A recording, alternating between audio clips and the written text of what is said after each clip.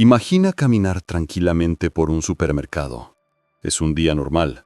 Familias haciendo compras, niños corriendo entre pasillos. De repente, escuchas un grito desgarrador.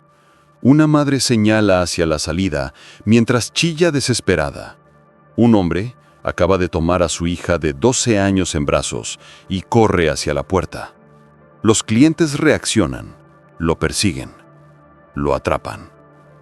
Acababan de evitar la muerte número 301. El hombre que tenían frente a ellos era Pedro Alonso López, el monstruo de los Andes. Uno de los 3 hombres que más personas han eliminado con sus propias manos en toda la historia del siglo XX. Y créeme, cuando te digo que su historia es aún peor de lo que imaginas. Era octubre de 1948. Colombia está desgarrándose por dentro. Una guerra civil no declarada, conocida como la violencia, deja 200.000 personas sin vida. En medio de este caos, en el pequeño municipio de Venadillo, Tolima, nace Pedro Alonso López. Su padre fue ejecutado 6 meses antes de que él respirara por primera vez. Su madre, Benilda López de Castañeda, trabajaba como trabajadora nocturna.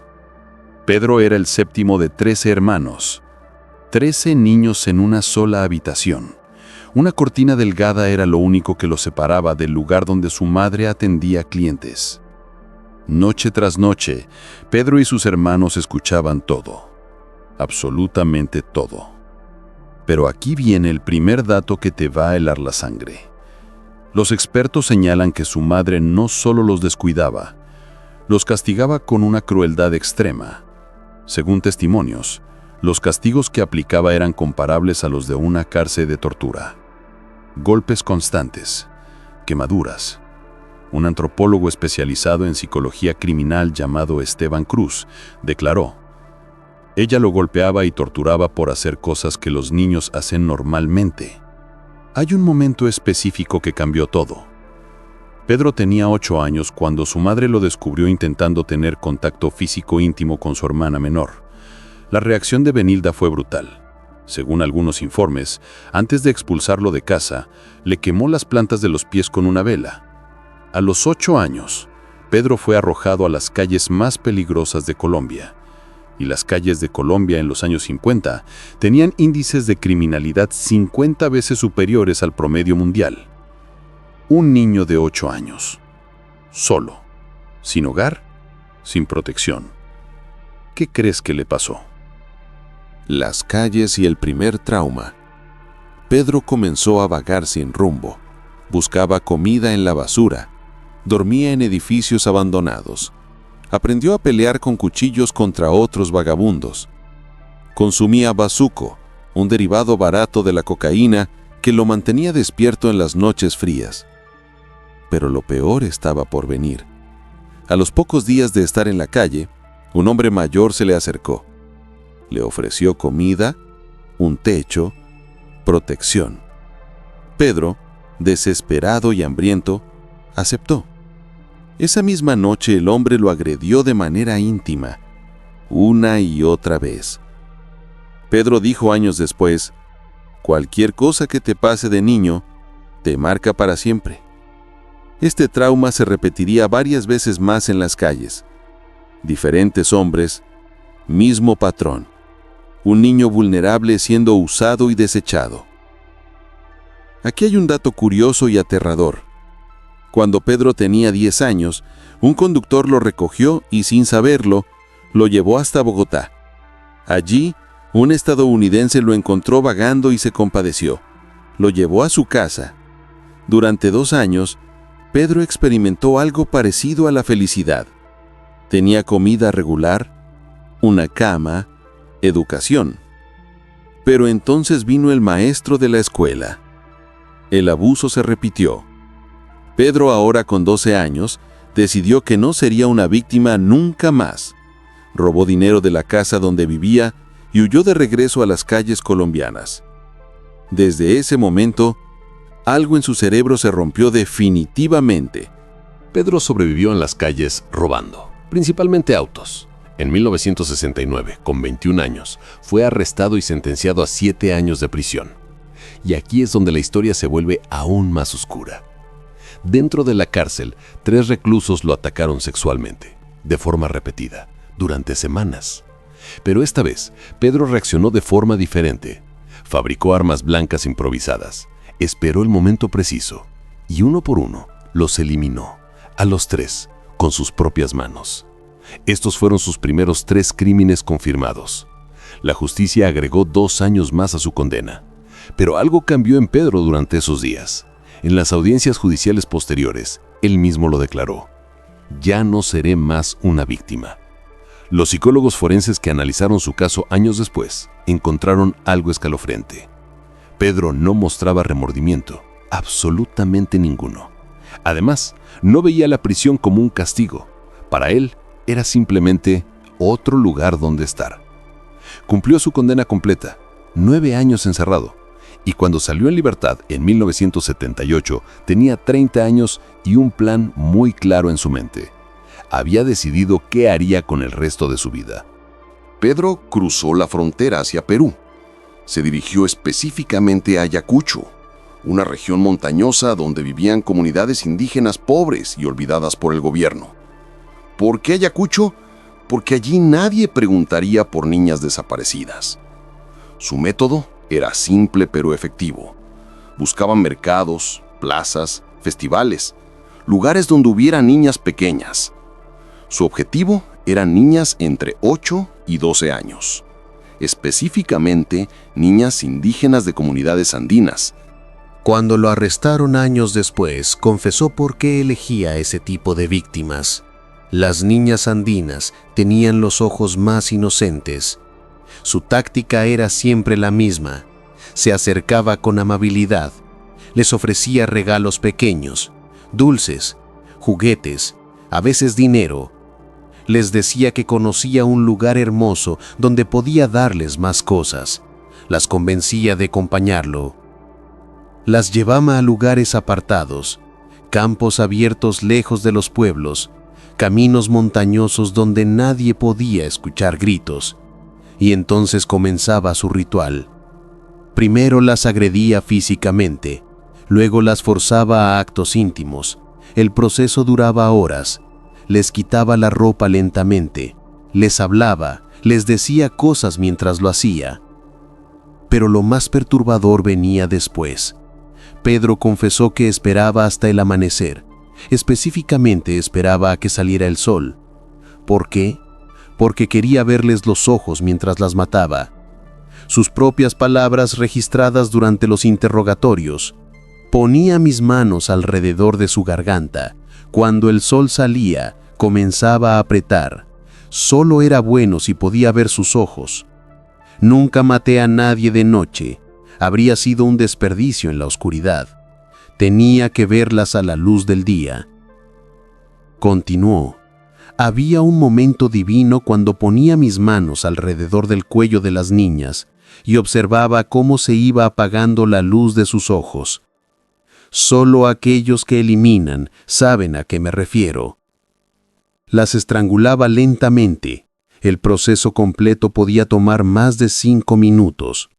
5 minutos mirándolas directamente a los ojos, mientras la vida se escapaba de sus cuerpos pequeños. Pero no terminaba ahí. Después de que morían, Pedro mantenía contacto físico íntimo con los cadáveres. Practicaba necrofilia. A veces dormía abrazado a los cuerpos durante horas. Les hablaba como si estuvieran vivas. Las llamaba mis muñequitas. Luego las enterraba, generalmente en grupos de 3 o 4 en el mismo lugar. Marcaba mentalmente dónde estaban. Y aquí viene un detalle absolutamente morboso. Pedro regresaba a visitarlas. Días después, semanas después, desenterraba los cuerpos parcialmente descompuestos y volvía a abusar de ellos. En Perú, entre 1978 y 1980, eliminó a más de 100 niñas, más de 100 familias destruidas, más de 100 cuerpos escondidos en las montañas. Pero su error fue volverse confiado. Los pobladores de Ayacucho comenzaron a sospechar. Demasiadas niñas desaparecidas. Demasiadas madres llorando. Y siempre había reportes de un hombre extraño merodeando los mercados. Un grupo de hombres de la comunidad empezó a vigilarlo. Lo siguieron durante días. Finalmente, lo vieron intentar llevarse a otra niña. Lo atraparon. Y lo que hicieron después muestra la desesperación y el dolor de esas comunidades olvidadas. Lo desnudaron completamente. Le quitaron todas sus pertenencias. Cavaron un hoyo profundo en la arena. Lo metieron dentro hasta que solo su cabeza quedaba afuera. Luego, lo cubrieron con miel. La intención era clara. Las hormigas lo devorarían vivo, lentamente, durante días. Pedro estuvo enterrado así durante horas. Las hormigas comenzaron a llegar, cubrieron su cara, entraron por sus ojos, nariz, boca, oídos. El dolor debió ser insoportable. Pero entonces apareció una misionera estadounidense. Era conocida en la zona y había ganado el respeto de las comunidades. Los convenció de que el crimen era impío, que debían entregarlo a las autoridades. Los comuneros aceptaron a regañadientes. La misionera lo ató en la parte trasera de su camioneta y comenzó el viaje hacia el puesto policial más cercano. Pero en el camino la misionera cometió un error fatal. Se compadeció de él. No conocía realmente quién era ni qué había hecho. Solo vio a un hombre golpeado y torturado. Lo liberó en la frontera con Colombia. Pedro Alonso López estaba libre de nuevo. Pedro no aprendió nada, o más bien, aprendió demasiado bien qué hacer para no ser atrapado. Se movió hacia Ecuador, luego a Colombia, de regreso a Ecuador. Cruzaba fronteras constantemente. 3 países, 3 territorios de caza. Entre 1978 y 1980, las desapariciones de niñas se dispararon en toda la región andina. Cientos de reportes, pero las autoridades asumían que era trata de personas, redes de tráfico. Nunca pensaron en un solo hombre. Pedro era cuidadoso, elegía víctimas de comunidades pobres donde nadie preguntaría mucho. Niñas indígenas, niñas de familias humildes, niñas que el sistema había olvidado. Confesó años después que prefería las niñas ecuatorianas. Son más dóciles y confiadas, más inocentes, no son como las colombianas que sospechan de extraños. Su técnica se perfeccionó. Ahora podía identificar a una víctima, aislarla, atacarla, eliminarla y esconder el cuerpo en menos de 24 horas. Luego se movía a otra ciudad, otro pueblo, otro mercado. Los investigadores estiman que en Ecuador eliminó al menos 110 niñas, en Colombia alrededor de 100, en Perú más de 100, más de 300 vidas destruidas, más de 300 familias sin respuestas, más de 300 cuerpos escondidos en campos, montañas, barrancos. Durante 2 años, Pedro Alonso López fue una sombra imparable recorriendo los Andes, un monstruo que nadie podía detener porque nadie sabía que existía, hasta que la naturaleza intervino. Abril de 1980. Ambato, Ecuador. Una ciudad tranquila en las montañas. Llueve intensamente durante días. Un río cercano se desborda. El agua arrastra todo a su paso. Árboles, piedras, tierra. Y 4 cuerpos. 4 niñas pequeñas. Sus restos aparecen en diferentes puntos de la ciudad arrastrados por la corriente. Los forenses las examinan. Todas tienen signos de haber sido agredidas físicamente. Todas muestran marcas en el cuello. Todas fueron enterradas deliberadamente. La policía finalmente entiende, hay un asesino operando en la zona. Pero no tienen pistas. No hay testigos.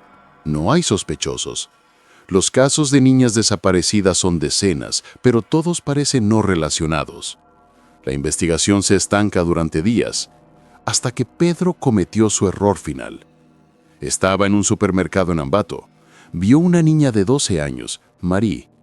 Estaba con su madre, pero se había alejado un momento. Pedro no pudo resistirse. Era pleno día. Había gente alrededor, pero su compulsión era más fuerte que su sentido común. La tomó en brazos y corrió hacia la salida. La madre de Marie gritó. Carmina Poveda corrió tras él. Los comerciantes de la plaza reaccionaron. Los transeúntes bloquearon las salidas. Lo persiguieron por varias cuadras. Finalmente, un hombre lo tacleó al suelo. Lo retuvieron entre varios hasta que llegó la policía. Pedro fue arrestado. Marie estaba a salvo, pero nadie imaginaba lo que estaba por venir. En la estación de policía, Pedro se mostró tranquilo, incluso sonriente. Respondía a las preguntas con monosílabos. No admitía nada. Pasaron días, los interrogatorios no avanzaban. Los investigadores estaban frustrados. Entonces alguien sugirió una idea. Díganle que traigan a un sacerdote. Investigaron el historial de Pedro y descubrieron que había estado en prisión años antes. Ahí conoció al padre Córdoba Gudino. Habían hablado varias veces. Pedro confiaba en él. Trajeron al sacerdote. Lo pusieron en la celda con Pedro, solos. Pedro comenzó a hablar. Al principio fueron detalles pequeños, luego más específicos, luego completamente gráficos. El padre Gudino escuchó durante horas. Los actos que Pedro describía eran tan repulsivos, tan detallados, que el sacerdote no pudo soportarlo más. Al día siguiente, pidió que lo sacaran de la celda. No podía escuchar más. Pero Pedro había abierto la compuerta. Ahora quería hablar. Necesitaba contar todo lo que había hecho. Confesó oficialmente a los investigadores. Al menos 110 en Ecuador, 100 en Colombia, muchas más de 100 en Perú. Los investigadores no le creían. Las cifras eran demasiado altas, imposibles. Pedro les dijo, «Los llevaré a donde están».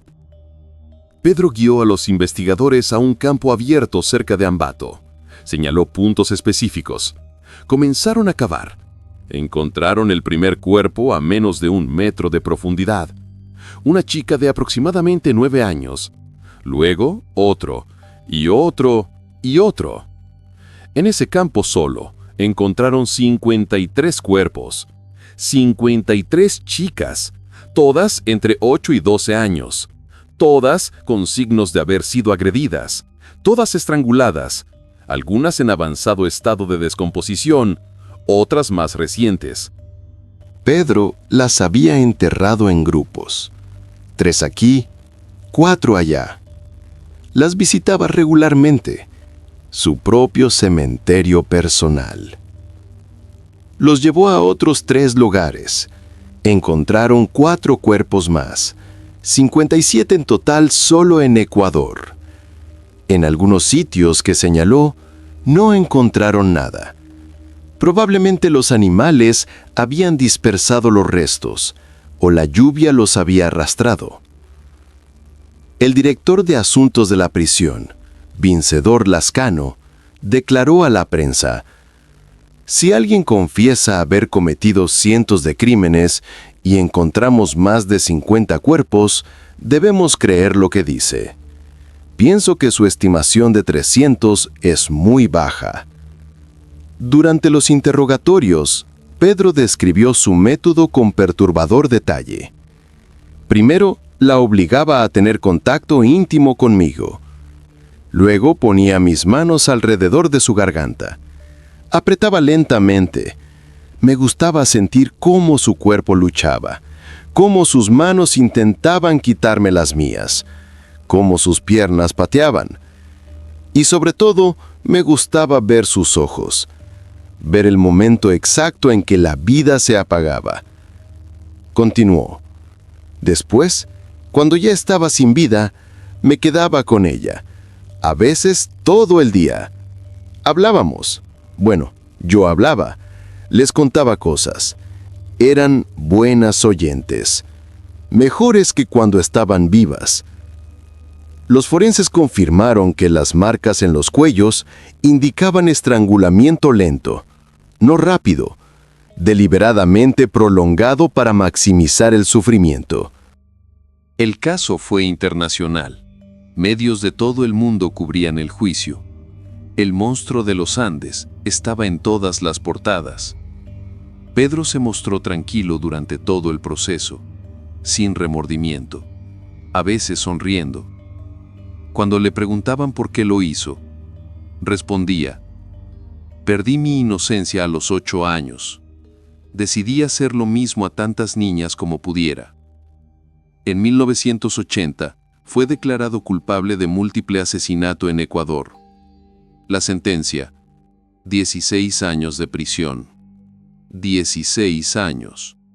La pena máxima en Ecuador en ese momento: 300 vidas, 57 cuerpos confirmados y solo 16 años.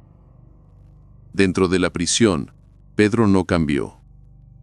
Le dijo a los psiquiatras: «El momento de la muerte es apasionante, excitante. Algún día, cuando esté en libertad, sentiré ese momento de nuevo. Estaré encantado de volver a hacerlo. Es mi misión». Los exámenes psicológicos revelaron que tenía un trastorno de personalidad antisocial, sin conciencia, sin empatía, gran habilidad para el engaño y la manipulación. Los psiquiatras lo clasificaron como psicópata y sociópata, pero nada de eso importó. 1994. Pedro había cumplido 14 años de su sentencia en Ecuador. Lo extraditaron a Colombia porque tenía una orden de captura pendiente por 11 crímenes en El Espinal, Tolima. ¿Qué hizo la justicia colombiana? Lo declararon demente, inimputable. No fue a prisión, fue enviado a un hospital psiquiátrico. La fianza fue de solo $50. $50 por más de 300 vidas. Se le ordenó recibir tratamiento psiquiátrico obligatorio. Nunca lo cumplió, nadie verificó, nadie supervisó. 4 años después, en 1998, los médicos lo declararon sano, sin peligro para la sociedad. Lo liberaron. Pedro Alonso López, el hombre que había confesado matar a más de 300 niñas, que había descrito en detalle cómo las torturaba, que había llevado a las autoridades a decenas de cuerpos, que había declarado públicamente que volvería a matar. Estaba libre. Caminaba por las calles de Colombia, sin supervisión, sin restricciones, sin que nadie lo vigilara. 22 de septiembre de 1999, Bogotá. Un hombre de 51 años entra a una oficina de la Registraduría Nacional.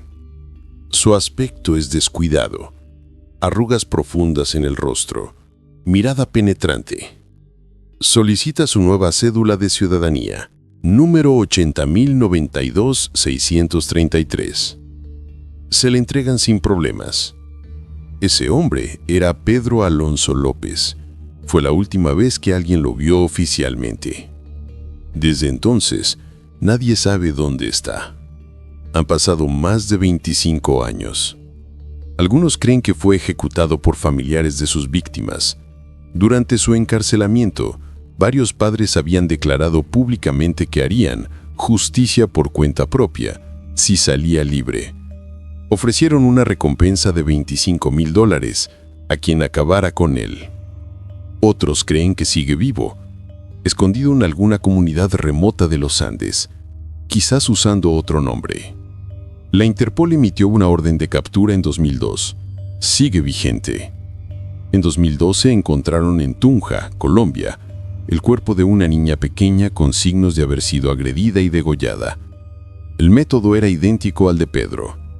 En 2022 apareció otra niña en El Espinal, con el mismo patrón. La Interpol renovó la orden de búsqueda, vinculando específicamente estos casos con el modus operandi de Pedro Alonso López. Su madre, Benilda, dio una entrevista hace años.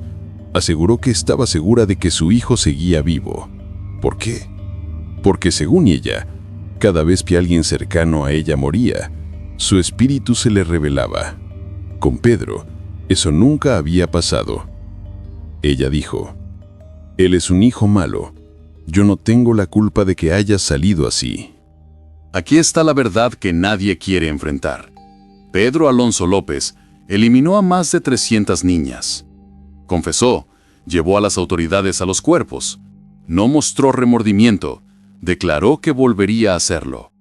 Y el sistema legal lo dejó ir. 16 años en Ecuador, 4 años en un hospital psiquiátrico, en Colombia, y libre. ¿Cómo es posible? ¿Cómo puede el sistema fallar tan catastróficamente? La respuesta es compleja pero brutal. Sus víctimas eran niñas pobres, indígenas, de familias sin recursos, sin voz, sin poder. Nadie preguntaba por ellas, nadie las buscaba con recursos reales. Los casos se archivaban como desapariciones sin resolver. Si hubiera atacado a niñas de familias adineradas en ciudades grandes, habría sido diferente, pero eligió deliberadamente a las más vulnerables, a las invisibles. Y el sistema demostró que para él, esas vidas no valían lo suficiente. Expertos en criminología han analizado el caso de Pedro Alonso López durante décadas.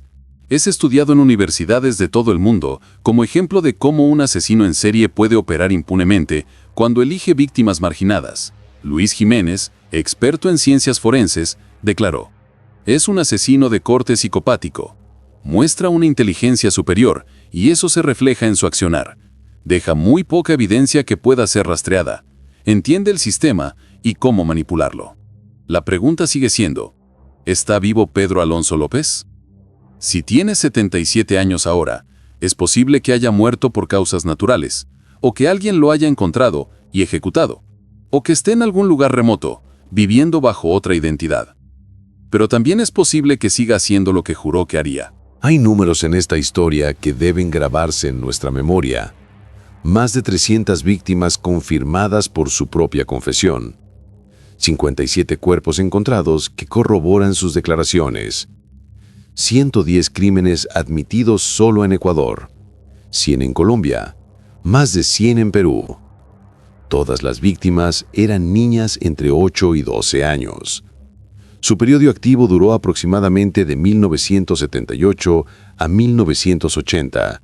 2 años, 300 crímenes. Eso es aproximadamente 3 niñas por semana durante 2 años. Cuando lo atraparon, tenía 32 años. Cuando lo liberaron en Colombia, tenía 50. Cuando fue visto por última vez, 51. Entonces, ¿dónde está Pedro Alonso López ahora?